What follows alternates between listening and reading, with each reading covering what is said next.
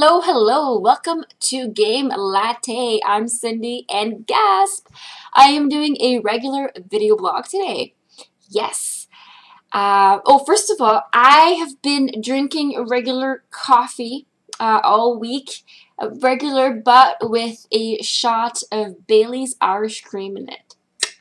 It's actually leftover from the holidays. I bought a huge bottle, like the biggest bottle of Bailey's that I could find in the liquor store, and it's got me through pretty much the whole holidays.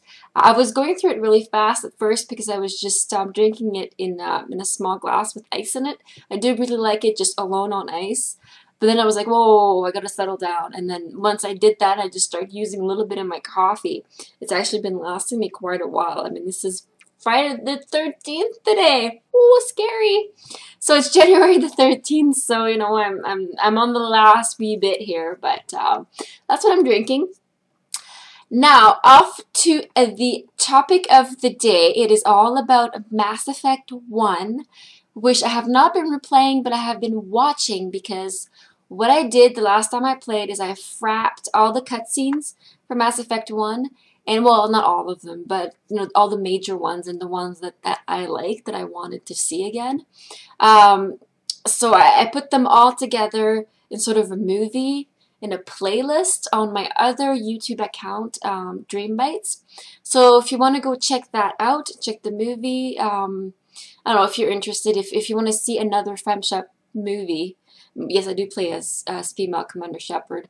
And, or if you've never played the game and you'd like to see, you know, kind of first person more, or if you'd like to see for yourself what the story is without reading about it, or I know there's lots of YouTube videos about it as well, but this will allow you to watch the movie without most of the gameplay in it, so it's a lot faster, although it did end up being 15 parts long, and they're all about 25 to half an hour each, so it is pretty long.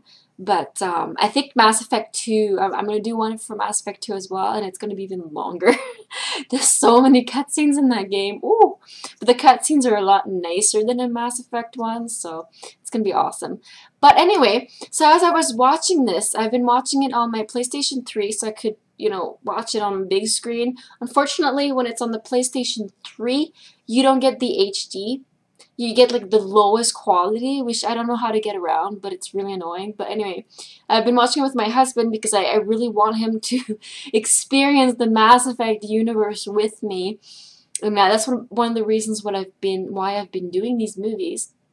I do think Mass Effect is one of the best sci-fi stories out there, whether it's in comics, novels, TV shows, movies, whatever. I think it's my favorite sci-fi universe for sure, and I'm so glad that I'm a gamer and I got to experience it before, you know, thousands of people. There's so many people out there who have not experienced this, and I think that's the one redeeming point of the movie that's going to come out. I'm not going to watch it, probably, because it's got Shepard in it, and it's not my Shepard, but I am glad that it's going to be out there, and so many other people are going to be able to, you know, see what Mass Effect is all about. Getting off track. So, watching the Mass Effect movie again, and we're at Feros, and this kind of, actually, I thought about this theory before, but for some reason it really sort of exploded in my mind lately when I last watched it. And so what happens on Feros, spoilers, is that Shepard and her team discover a alien plant life. A plant life that is huge. First of all, it's got tendrils all over the planet, and it lives on the ground. And you end up finding the main node, I guess. Maybe it's the main brain. It's kind of like a nervous system, a huge nervous system, and you find like the main spot that controls everything. I think that's what it is. That's the only explanation I can find for what happens, because I don't want to get too off track here, and I want to keep it as simple as possible.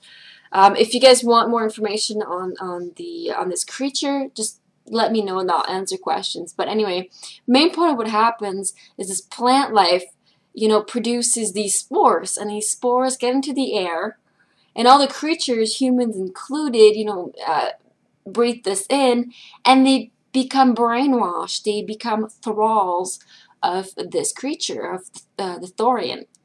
And the Thorian uses them as tools to protect the Thorian, to dig, to, sort of maintain their life, so to speak. Reminds me of other creatures in the Forgotten Realms universe. I think the Mind Flayers or something like that, where they use their thralls to sort of massage their big mass of, I don't know what it is. I can't remember, a brain or something like that, the mass brain. Anyway, I remember that from the Dritz books, but getting off track again. So that's what they do. So, and if you know about indoctrination and the Reapers, and that's my link, is for some reason, it's just, I was like, wow, this is so similar. And I do think it occurred to me when the first few times I played through that part, it was like, these Thorians, well, not the first time I played the game, because I didn't know about indoctrination the first time you go through, right, obviously. The second time, though, I was like, wow, this is a lot like the Reapers. Because the Reapers emit this sound, not really a sound, it's like this sonic something, this presence, or that gets into people's organics minds, and over time start to brainwash you. And it basically, what it does, it emits this thing that changes thought patterns. I think it's her name, Shiala. No, it's not Shiala. The other Sari that you say from the Vermeer lab, she tells you exactly this. She says that Sovereign or Reaper emits this thing that changes thought patterns over time. And at first it's very subtle. And at first the creatures that are under the Reaper's spell are mostly retain their freedom and their autonomy. But they're a little bit influenced. And then the more time they spend around the Reaper, the less independent they become and more of a slave. And it also depends on how much pressure the Reaper puts on one organic's mind. If they put a lot of pressure, then that organic loses pretty much all of their personality, their freedom. They can't think for themselves. They're just thralls. But if the Reapers only leave suggestions and they don't force their full will into that creature, then they retain most of their freedom and autonomy, and they're, are able to function, but they're still highly being suggested by the Reapers. Now, I'm saying this because a lot of you were, not a lot of you, but some of you were kind of fighting with me when I talked about the elusive man and indoctrination in a previous video. So that's really the key point here is the Reaper can choose to leave a person that's indoctrinated with a lot of freedom and with making them think that they're independent while not really being, while still being, suggestively pushed.